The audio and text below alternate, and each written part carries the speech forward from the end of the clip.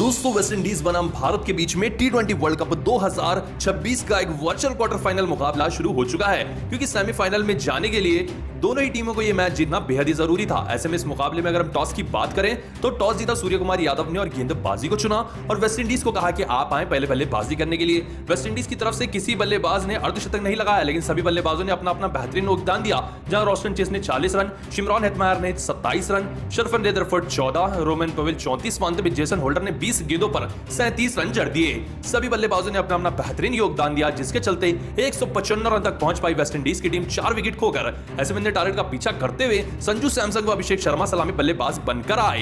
दोनों के बीच में शुरुआत की अगर हम बात करें तो ज्यादा बेहतरीन नहीं रही। अभिषेक शर्मा अकील हुसैन की इस गेंद पर टॉप एज दे बैठे पावर प्ले में ही और हेटमैयर ने कैच पकड़ ली, जिसके चलते अभिषेक शर्मा 11 गेंदों का सामना करते हुए मात्र 10 रन बनाकर खराब बल्लेबाजी कर इस मुकाबले में खराब शुरुआत दिलाकर भारतीय टीम को आउट हुए। दोस्तों उनके बाद ईशान किशन व संजू सैमसन बल्लेबाजी कर रहे थे। संजू सैमसन तो अच्छी बल्लेबाजी कर रहे थे, तभी ईशान किशन भी मात्र 10 रन बनाकर होल्डर की गेंद पर कैच आउट हुए इस सीरीज से और 10 रन बनाकर ईशान किशन भी आउट हुए। दोस्तों उनके बाद सूर्य कुमार यादव व संजू सैमसन बल्लेबाजी कर रहे थे। 50 रन पर 2 विकेट गिर चुके हैं भारतीय टीम के 5 ओवर के बाद।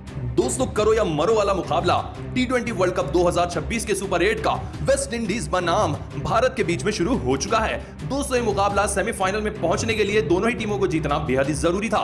ऐसे में शाही होप वेस्ट इंडीज के कप्तान व भारत के कप्तान सूर्य कुमार यादव आए टॉस के लिए। दोस्तों टॉस गिरा सूर्य कुमार यादव की झोली में और टॉस जीते ही सूर्य कुमार यादव ने ईडन गार्डन की पिच को मद्देनजर रखते हुए पहले गेंदबाजी को चुना और वेस्ट इंडीज को आमंत्रण किया बल्लेबाजी करने के लिए। दोस्तों वेस्ट इंडीज की तरफ से काफी बड़ा बदलाव हुआ। ब्रैंडन किंग को ड्रॉप किया गया और उनकी जगह अकील हुसैन को लाया गया और नए सलामी बल्लेबाज जो कि ऑलराउंडर नंबर 7 पर आते हैं रॉस्टन चेस, उनको सलामी बल्लेबाज बनाकर भेजा गया हिटिंग करने के लिए। और वेस्ट इंडीज का यह पैतरा काफी कारगर साबित हुआ, क्योंकि आते ही रॉस्टन चेस ने मात्र 18 गेंदों में 35 रन ठोक दिए। दोस्तों जो काम सुनील नारायण पहले के समय में वेस्ट इंडीज के लिए सलामी बल्लेबाज के तौर पर किया करते थे, वही इसी बल्लेबाज ने भी किया। दूसरे एंड से शाही होप के एंकरिंग इनिंग खेलते हुए शुरुआती 30 गेंदों पर मात्र 30 रनों की पारी खेल रहे थे, तो दूसरे एंड से भारतीय टीम के गेंदबाजों की जमकर धुलाई कर रहे थे रोस्टन चेस। दोस्तों वेस्ट इंडीज का यह पैतरा एक ऑलराउंडर को सलामी बल्लेबाज बनाकर भेजना काफी कारगर साबित हुआ और शुरुआती 8 ओवरों में वेस्ट इंडीज की टीम ने 67 रन बनाए बिना कोई विकेट खोकर। यहां तक वेस्ट इंडीज का यह पैतरा काफी कारगर साबित हुआ और वेस्ट इंडीज ने 8.5 के रन रेट से रन बनाए। दोस्तों लेकिन उसके बाद हुआ भारतीय टीम का कमबैक और भारतीय टीम ने इस पार्टनरशिप को तोड़ने के लिए वरुण चक्रवर्ती को बुलाया और अपने पहले ओवर की अंतिम गेंद पर वरुण चक्रवर्ती ने वेस्ट इंडीज के कप्तान शाही होप को इस तरीके से फंसाया और क्लीन बोल्ड कर दिया कुछ इस तरीके से। कप्तान शाही होप 32 रन बनाकर 33 गेंदों में काफी खराब बल्लेबाजी कर आउट हुए। फिर आए जसप्रीत बुमराह। दोस्तों जसप्रीत बुमराह के सामने शिमरॉन हेटमायर और रॉस्टन चेस बल्लेबाजी कर रहे थे, तभी इस तरीके से शॉट लगाने के चक्कर में शिमरॉन हेटमायर भी इनसाइड एज दे बैठे और इस तरीके से कैच आउट हुए। जसप्रीत बुमराह के दूसरे ओवर की तीसरी गेंद पर शिमरॉन हेटमायर 27 रन बनाकर 12 गेंदों में आउट हुए। जसप्रीत बुमराह ने अपने दूसरे ओवर में पहली सफलता दिलाई, लेकिन ये तो सिर्फ ट्रेलर था, पिक्चर अभी बाकी थी। रॉस्टन चेस जो कि 40 रन पर अच्छी बल्लेबाजी कर रहे थे 25 गेंदों में, वो भी बुमराह की इस गेंद पर टॉप एज दे बैठे और कैच आउट हुए। अंतिम गेंद पर भी जसप्रीत बुमराह ने विकेट निकाली। एक ही ओवर में 2 विकेट निकालते हुए सेट बल्लेबाज चेस को 40 रन पर आउट किया 25 गेंदों में। फिर रोमन पोवेल और शरफन रदरफोर्ड बल्लेबाजी कर रहे थे। हार्दिक पांड्या अपना अंतिम ओवर लेकर आए और अंतिम ओवर की पहली गेंद पर शरफन रदरफोर्ड एज दे बैठे इस तरीके से पांड्या की गेंद पर और संजू सैमसन को कैच दे बैठे, जिसके चलते शरफन रदरफोर्ड मात्र 14 रन बनाकर 9 गेंदों में हार्दिक पांड्या के पहले शिकार बने। दोस्तों भारतीय टीम ने 4 विकेटें सिर्फ 4 ओवर में ही निकाली, सिर्फ 22 रन देकर। दोस्तों मध्य क्रम में वेस्ट इंडीज फंस गई। 127 रन पर 4 विकेट चले गए 15 ओवर में वेस्ट इंडीज के। एक बेहतरीन शुरुआत को एक्सेलरेट नहीं कर पाई वेस्ट इंडीज की टीम। तारीफ करनी होगी भारतीय टीम के कमबैक की, लेकिन आप भारतीय टीम की इस गेंदबाजी को 10 में से कितना नंबर।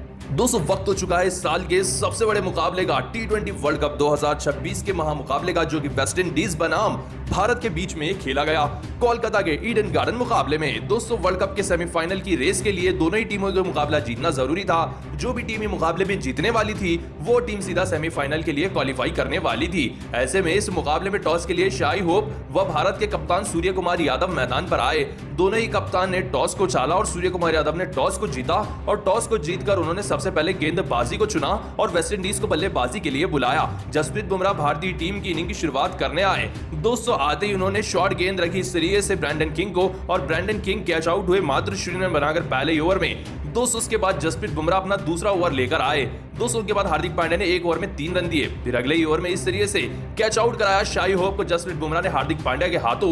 2 ओवर में 2 बड़े विकेट निकाले भारतीय टीम ने। दोस्तों उनके बाद मैदान पर वेस्टइंडीज का कमबैक कराया इनके तीसरे नंबर के बल्लेबाज शिमरॉन हेटमायर ने, जिन्होंने इस मुकाबले में 17 गेंदों पर 40 रनों की धुआंधार पारी खेली। लेकिन फिर आए अक्षर पटेल और अक्षर पटेल की इस गेंद पर बड़ा शॉट खेलने के चक्कर में शिमरॉन हेटमायर भी कैच दे बैठे और 44 रन बनाकर 20 गेंदों में आउट हुए। फिर आए हार्दिक पांड्या और हार्दिक पांड्या ने इस तरीके से रोस्टन चेस को शॉर्ट गेंद रखी। बड़ा शॉट तो ये खेल बैठे, लेकिन ये भी डीप मिड विकेट पर शानदार कैच के लिए समाप्त हुई। रोस्टन चेस भी 10 रन बनाकर आउट हुए। फिर उनके बाद इस तरीके से आते ही ये भी कैच आउट हुए। दोस्तों जेसन होल्डर इनका नाम था। फिर आए जसप्रीत बुमराह अपना तीसरा ओवर लेकर और आते ही उन्होंने इस तरीके से रोमोरियो शेफर्ड को क्लीन बोल्ड कर दिया। फिर आए बल्लेबाजी करने के लिए शरफन रदरफोर्ड।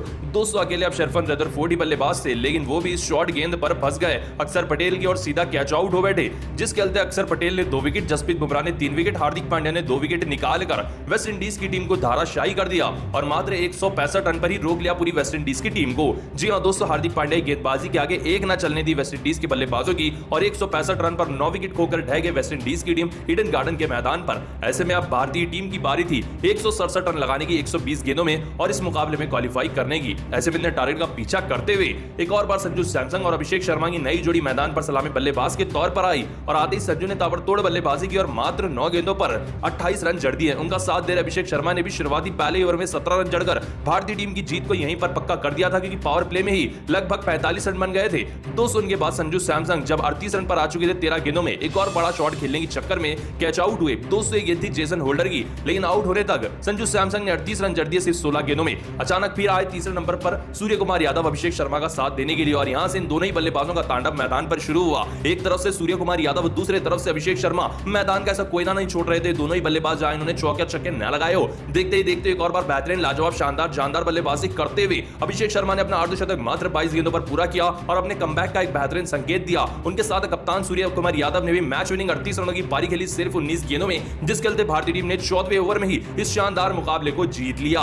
जी हां दोस्तों, भारतीय टीम को एक लाजवाब जीत मिली वेस्ट इंडीज के खिलाफ 8 विकेटों से, जिसका श्रेय जाता है जसप्रीत बुमराह को, हार्दिक पांड्या को, अभिषेक शर्मा को और सूर्य कुमार यादव को। लेकिन आप भारत की जीत को 10 में से कितना नंबर देंगे? कमेंट बताएं। वीडियो पसंद आए तो लाइक करें, चैनल सब्सक्राइब करें। धन्यवाद।